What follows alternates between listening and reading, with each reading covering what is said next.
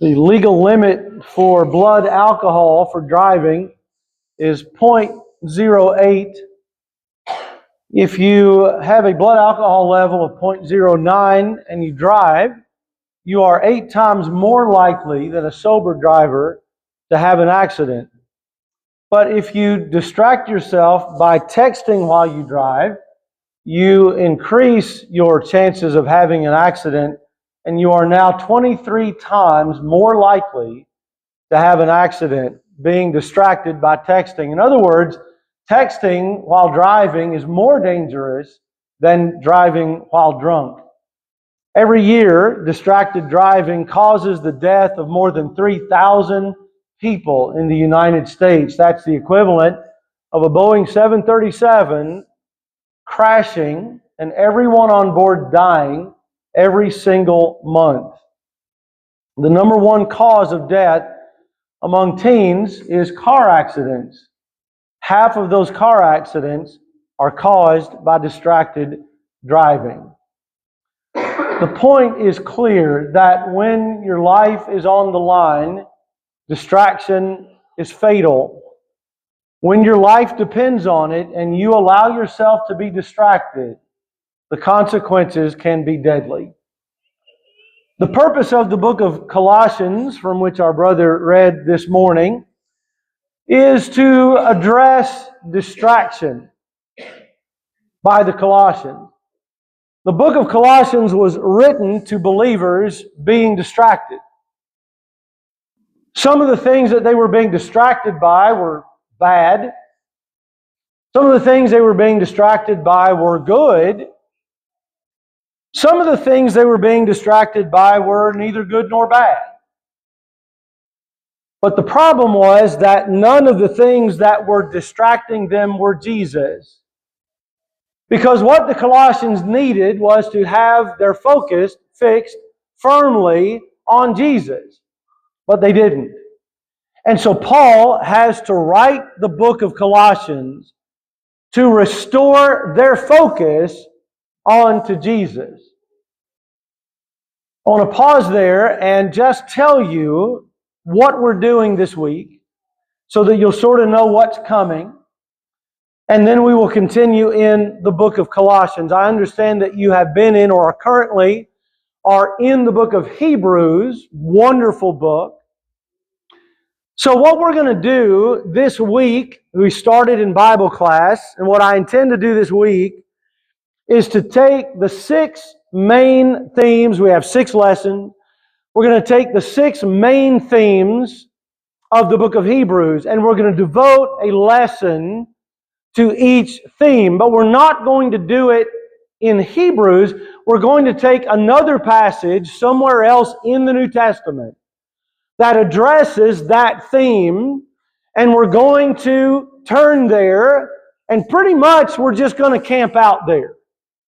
We're pretty much going to find a passage, and we're just going to stay there. We're just going to dig through it, because that's the best way to read and study the Bible. The best way to read and study the Bible is to get into a text, to determine its context, to be familiar with the book, and just stay in it. Rather than, sort of like making a cake, sort of pulling verses from here and there and everywhere else, and sort of end up making a recipe that makes you happy. Right? Sometimes we pull all these verses, and as somebody said, a proof text without a context is just a pretext. A lot of times what we do is we end up taking a bunch of verses and we put them together in a way that we like, but don't know anything about the context of where they came from. And so we're just going to get in a passage and we're just going to sort of dig through it. It would be great this week if you could bring a Bible, and physical Bible is always to be preferred. If you do digital, that's fine, no problem there. But that you be sure that you have a Bible, maybe a notebook and a pen to jot some things down, because it's really going to be more Bible study than sermon. It's really going to be like if you and I just sat down at the kitchen table and opened up the Bible and said, what is this passage about? And let's just dig through it. That's pretty much what we're going to be doing. But then at the end of every lesson, I'm going to give you some very specific, very practical applications. Because this is where the magic really happens. Is in the application of the Scripture that we read. If you don't know how to apply it, there's no reason for you to know it. It's amazing to me how they bury the directions for how to take medication on a bottle, an over-the-counter bottle, how they bury it in a bunch of print that I can't read. Have you ever noticed that? They've got information on every side effect, every ingredient, everything you can possibly imagine, and it's almost impossible to find the little bitty section that says, here's how you take it. And they've made it even worse. They started hiding it. Now you have to peel a label off and search for it in there. But if you can't find the directions to apply it, then you might as well not have it. And so that's what we're going to do. We're going to go to a passage, we're going to plow through it, and we're going to get to the end of it and say, so what? Here's how we apply it.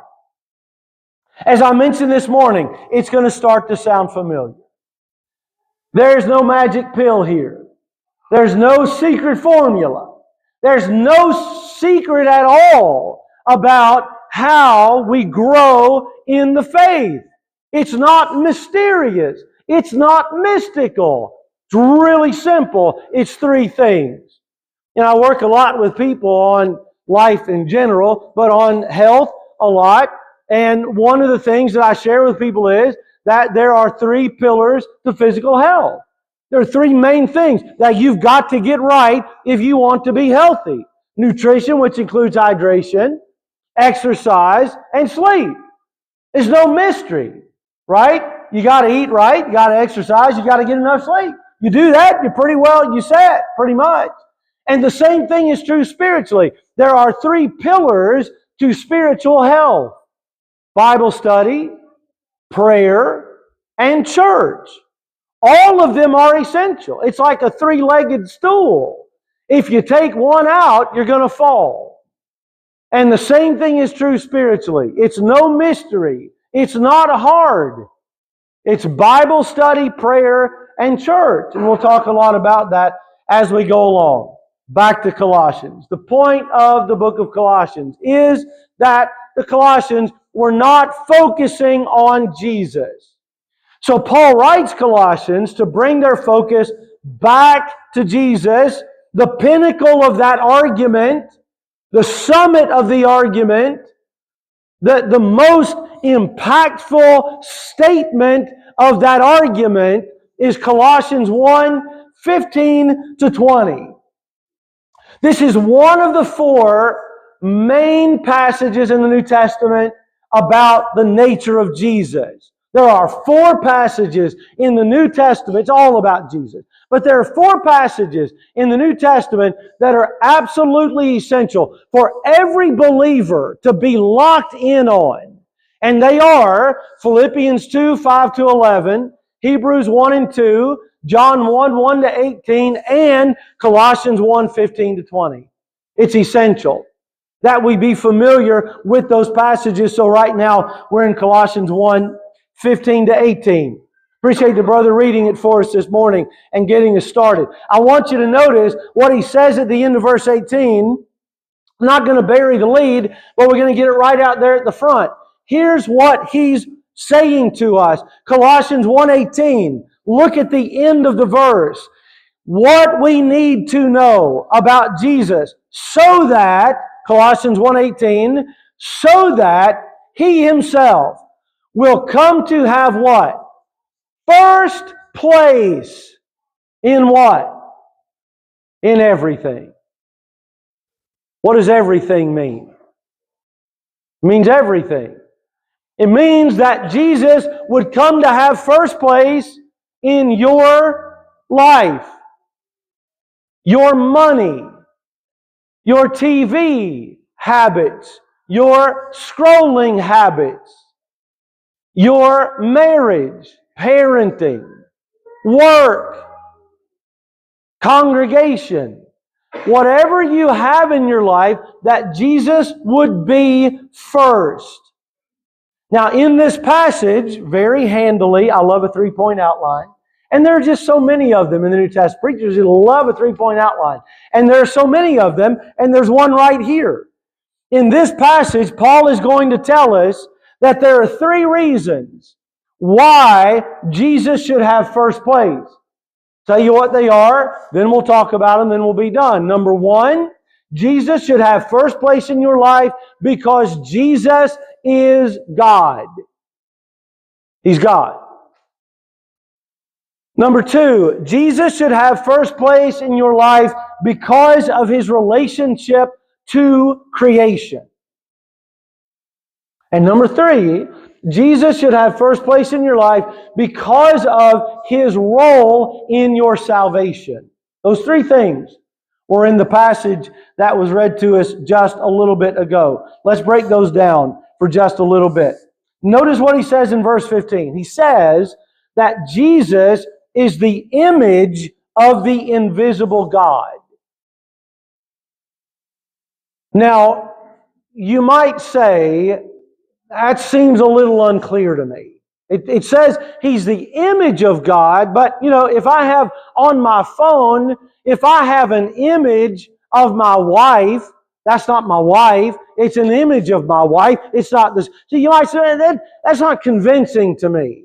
That seems a little unclear that verse is saying that Jesus is God. Well, there are a lot of verses that are very clear. John chapter 1 and verse 1, in the beginning was the Word, and the Word was what? With God, and the Word, we already got, somebody already got there, thank you, and the Word what? Was God. The Word was God. John chapter 20 and verse 28, when Jesus appeared to the apostles, and Thomas was Thomas, I'm not going to believe until I can touch the scars. And Jesus showed up, and He didn't have to touch anything. He looked at Jesus and said what? What did Thomas say? My Lord and my God. People say He was just saying like people say, oh my God. And He didn't talk that way. He didn't talk like that. When Thomas saw Jesus, he said, that's God. I know that's God now. Jesus is God. Hebrews chapter 1 and verse 8, He has said of the Son, your throne, O God. Isaiah chapter 9 and verse 6, a child will be born to us, a son will be given to us, and His name will be called Mighty God. There is no question that Jesus is God. None. And what that means to us is several things. It's a beautiful thing because God is a spirit. Can't see God. So Jesus, who's God, God the Son, Jesus became a man and He came to the earth and He made God visible to. Yeah, I bet you know somebody that you say to people, that boy right there is the spitting image of his daddy. I bet you know somebody like that. That girl is the spitting image. You've never seen her mother, but there's her mother. Right? That's what this is saying. That when you see Jesus, you're looking at God. Now that's important to us for a lot of reasons. It does three things for us. It helps us to understand God better. In the Old Testament, God was up on a mountain. And then God moved off the mountain into a mobile home, and He traveled around the wilderness with the people in the tabernacle. Then they built the house and put Him in a house in Jerusalem. But He was behind a what? He was behind a veil. They never could see Him. That's the old covenant. In the new covenant, Jesus said, I will become a man, and I will go down there and live among them, and then they can see God. It's important that we can now watch God in action. It's important because now God gets us. God gets us now because He's lived among us. You know, here in America, we don't like people other places telling us what to do. Right? We fought a war back in the 1700s because we said we don't like people in London telling us what to do. They don't get us. And then so we got our own country and we still say, I don't want people in D.C. They don't get Grayson County. They don't know what's going on in Litchfield. I don't want Washington. And we even say, and Frankfurt's not that far away, but we say, I don't want Frankfurt telling us what to do. I don't want Frankfurt. I want somebody here in Grayson County telling me what to do. Then I probably won't listen to them either, but at least it's better than D.C., for heaven's sake. But that's how we are in America. I don't want somebody somewhere else. I want somebody local. I want to keep it right here. Well, Jesus left heaven and He said, let me come live with you for a while and then I'll be able to get you. I can understand you. Now I can really help you. And that's what He does because God became a man. And the final thing it tells us is that whatever you owe to God, you owe to Jesus. Whatever honor or worship or obedience you owe God, you owe Jesus because He is God. Not everybody believes that. A lot of people think that they're trying to exalt Jesus by saying, well, He's not God, but He's the highest created being. He's an angel. He's a prophet. He's a great social reformer. He was a great man. Those people are demoting Jesus because Jesus is God. And anything that we call Jesus less than God is a demotion. He's God. And we must honor Him as God. The second thing that Paul says, the reason that they need to focus on Jesus is because of His relationship to creation. So notice what he says. Look at verse 15. He says that Jesus is what? In verse 15, the first what? The firstborn of all creation. That doesn't mean that He is the first created thing. That's not what that means. Because He's not created. It means, so in the Bible, the word firstborn can mean two things. It can mean, shockingly, born first. It can mean that. But it can also mean elevated to the highest place. I'll give you a couple of verses on that. Exodus 4:22 and Psalm 89:27. Those two verses, Exodus 4:22 and Psalm 89:27, show that firstborn can mean elevated to the highest place. That's what it means here. That Jesus is over creation. Now, why is that true? Look at verse 16. Because, look at what it says. It says, all things were created, verse 16, by Him. By Him. When you read Genesis 1 and 2, you don't see Jesus there, but He's there. All things were created by Him. Look at the end of the verse. All things were created through Him. The Father was working through Him. And all things have been created for Him. Everything exists for Him. He is the purpose for everything. Now, notice verse 17. He is before all things. And notice, in Him all things hold together. What does that mean? In Him all things hold together. That means that when Jesus was done creating on Friday night, He didn't do what most people would do. He didn't stop working and take Saturday off. That's what that means. It means that when Jesus was done creating on Friday, He continued to hold it together on Saturday and every other day since. Jesus is the reason the universe continues to function. Because in Him, all things hold together. Now, why is that significant for us? Why is it important for us to know that Jesus is the source of all creation? Here's one big reason. I love amusement parks. I love them. I grew up in E-Town and Louisville. I really don't claim Louisville, but I grew up in E-Town. I claim that one, Hardin County.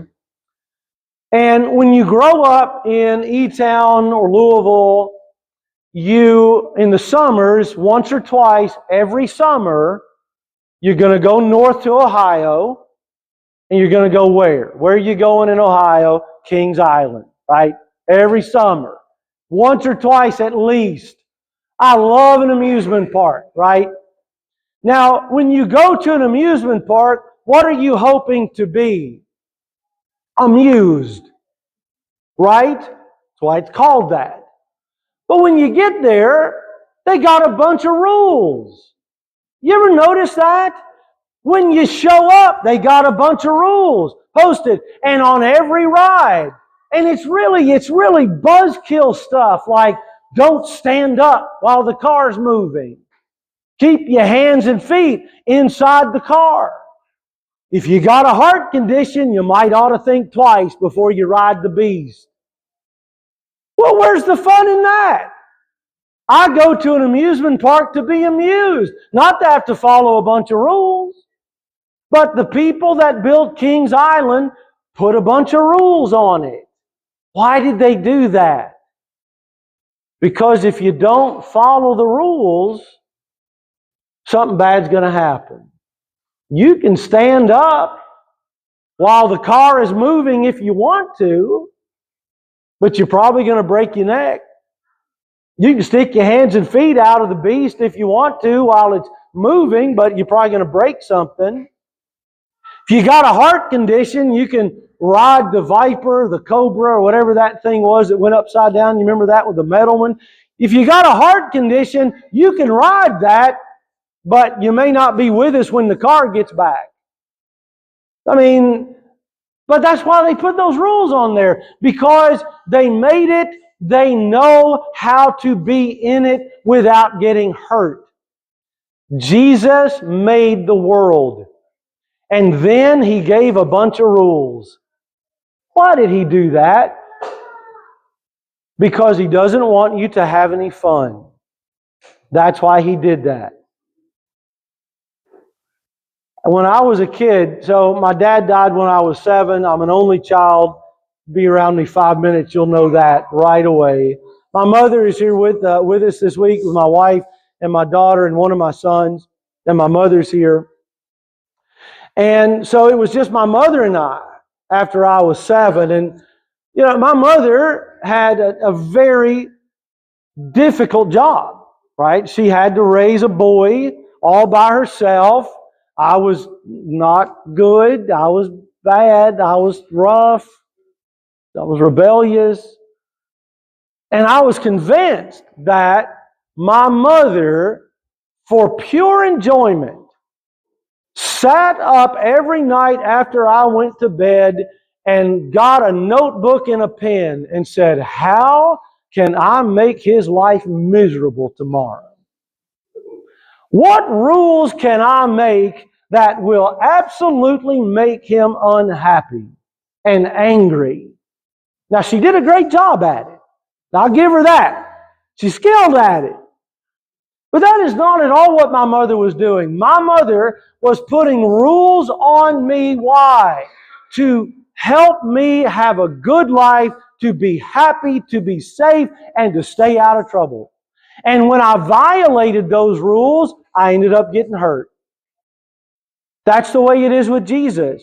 Jesus created the world, and then He said, hey, I know how that thing works. Let me tell you how to live in it and have the best possible life. And then what do? We say, I don't want any rules. I want to do it my way. And then we get hurt because we didn't listen.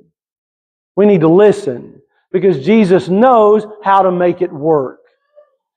The final thing that Paul says is that Jesus has the ultimate role in our salvation. Listen, Jesus is not one option among many for the salvation of your soul.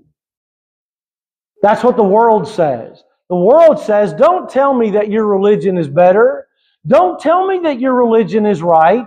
All of them are good. All of them are equally fine. All of them are basically the same thing. So you have Jesus. I'll take Buddha. He's got Allah. Somebody else has whatever, Hinduism or whatever, and it's all the same. Listen. Jesus is not just one option among many. Acts chapter 4 and verse 12, there is no other name given under heaven by which men must be saved. Jesus said in John 14 and in verse 6, I am the way, the truth, and the life. And then what did He say? No one comes to the Father except through me. Jesus is not an option. It is Jesus or it is absolutely nothing. And that's what Paul says in this passage. Jesus is the only one. You know, one thing I don't understand is the confusion about carbonated beverages. First of all, I don't understand the confusion about what to call them. So we got all these people, they got all these weird things they call a carbonated beverage. Soda. Pop. What else do people call them? I try to forget all of them because they're all horrible. But there's only one right answer here. Every carbonated beverage is Coke. It's all Coke. Somebody said, well, wait a minute. What about Mountain Dew? It's Coke. Wait, what about Ale 81? It's Coke. What about root beer? It's Coke. So, and I've got these weird friends. Most of them are from the north. I've got these weird friends, and they'll say, well, how do you, if you ask somebody what they want and you have several things, what do you say? How simple is that?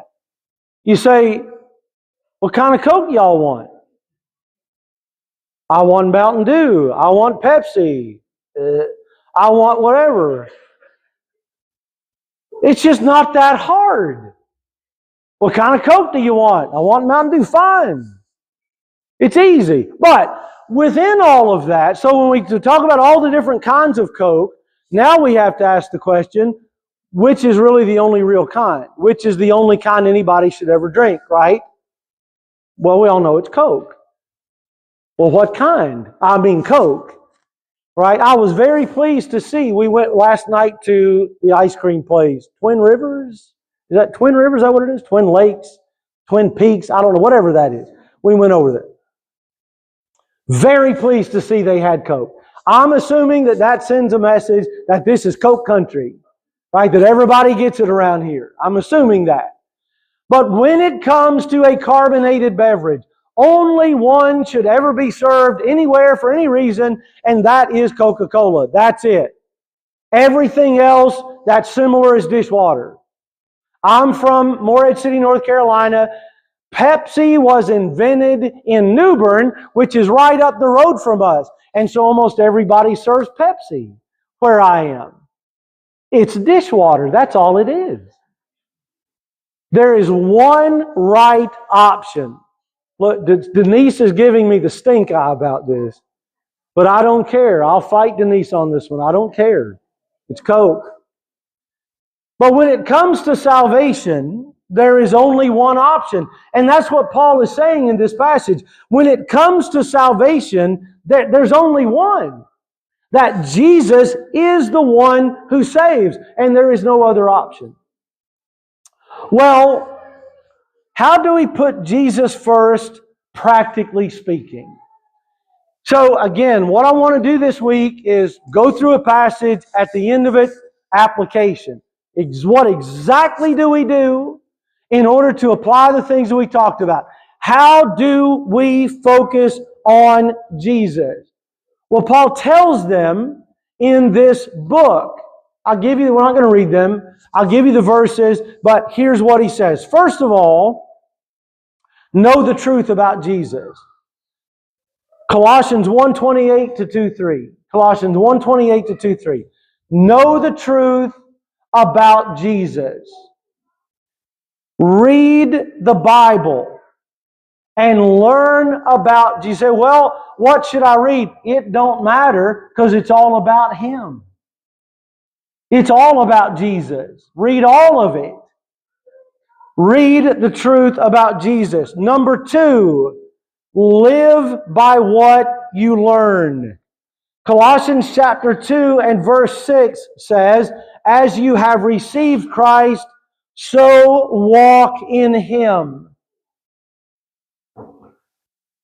He says when you learn about Jesus, live consistently with Him.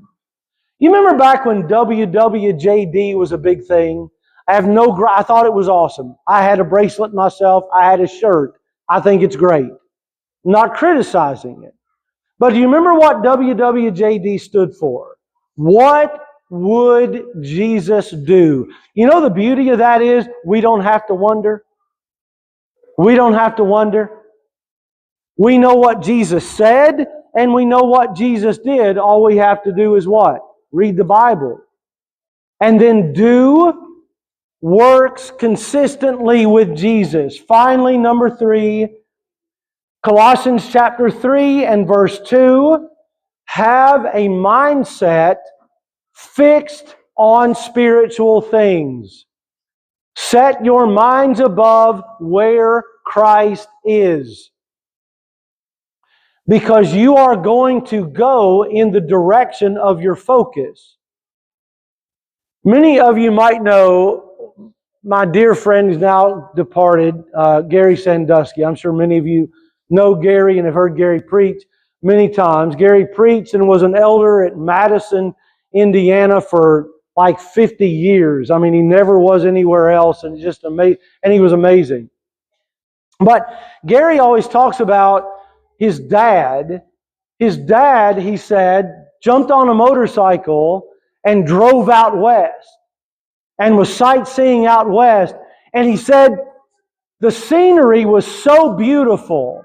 He's riding along on his motorcycle and he got so captivated by the scenery and he's looking at the scenery. Guess what happened? He drove right off the road. Broke his arm. Went to the hospital, got his arm set. Propped it back up on the handlebars and took off again.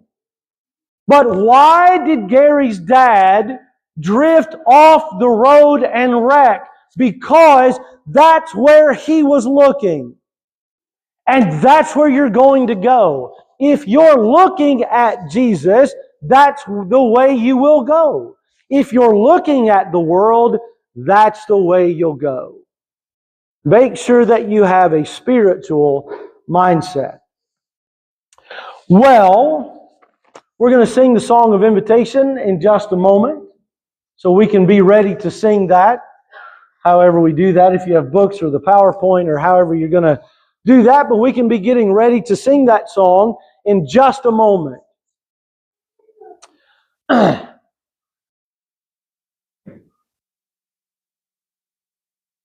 I will never forget, I have been in where I preach now for 20 years. Left Versailles, Kentucky, and moved to Morehead City 20 years ago. When they called me about coming down and trying out, I had been to North Carolina, been a long time, didn't know much about North Carolina. So we're driving from Versailles down to North Carolina, down to Morehead City, and I saw a sign that I'd never seen before. And I knew immediately that North Carolina is where I needed to be. As we're driving along down the highway, there's a sign on a billboard that said, Biscuitville. Biscuitville. I thought, wait a minute. There's a whole town dedicated to biscuits and I never heard of it. You mean there's a whole town named after biscuits and I've never heard of it? North Carolina is where I belong. I had no idea. We kept driving and I kept seeing signs to Biscuitville, but that wasn't as good as it got. Guess what else they got down there? Biscuit World. That's what I'm talking about. That's amazing. A whole world dedicated to biscuits, the way it ought to be. But now let me ask you a question. If you start a restaurant and you name that restaurant Biscuitville, what had you better do well? You better make a mean biscuit. If you call that thing Biscuitville and you don't make, now you can make good coffee, you can make good sawmill gravy, you can make the finest bacon in the world, which is chewy, by the way, not crispy. Got to be able to put it in there and chew on it a while. You can make the best sausage. But if you call yourself Biscuitville and you don't make good biscuits, you're not going to last very long. We call ourselves the Church of what? Christ. It's, I believe, on your sign. It's on your website. It's probably on Facebook somewhere. But if we are going to call ourselves the Church of Christ, what had we better do? We had better do what Paul is trying to get the Colossians to do in the book of Colossians, and that is focus on, exalt, and model ourselves after who? Not Alexander Campbell, not Barton W. Stone, not Collie Caldwell or Bob Owen or any of those guys. We better focus on and exalt and model ourselves after Christ. If we're going to put it on the sign, we need to do it. And that's what Paul is talking about in this letter. It might be this morning that you are not a Christian. Chances are good that if you're here this morning, you've probably been at assemblies like this. You've heard the gospel. You've heard the message about Jesus. You've heard the process of hearing and believing and repenting, confessing and being baptized and living faithfully. But you're not a Christian. You've heard it. Probably a lot. You haven't done it. It's time to do it. This is the only opportunity that you will know that you have. After this moment right here, there are no guarantees. Now, the younger you are, the better you feel about things. The younger you are, you feel pretty good that there's going to be a tomorrow and a next day. And you start getting my age, you almost quit buying green bananas because you're not quite sure you're going to live to eat it when it gets ripe. Right? But the young folks are like, I got all the time in the world. You might not. You might not. Every single day, the obituaries come out and there's a young person, a teenager, a 20-something, a 30-something who will not live to see another day. Just because you're young, just because you're healthy, doesn't mean you have another day in you. This is the only moment that you know that you have. Beyond this, you're taking a big risk if you are not yet a believer. If you are a Christian and you're struggling, you might have weakness or sin or doubt. And you come to an assembly like this and you sit through it, you do the stuff, and you go through it, and you just keep struggling. Well, it's time to fix that. Right? This is the place to get the help you need. So whatever the situation is, if you need help, we'd love to sit down with you. The preachers or some of the members or somebody here would love to sit down with you, talk to you, pray with you, study with you, baptize you. Whatever it is that you need, but we can't help you if we don't know what it is. And so this morning, if you know that you have a need and you're ready to do something about it, we'd love to help. We'd love to sit down and talk with you privately after church, or you're welcome to come forward, take a seat on the front as we stand and sing this song.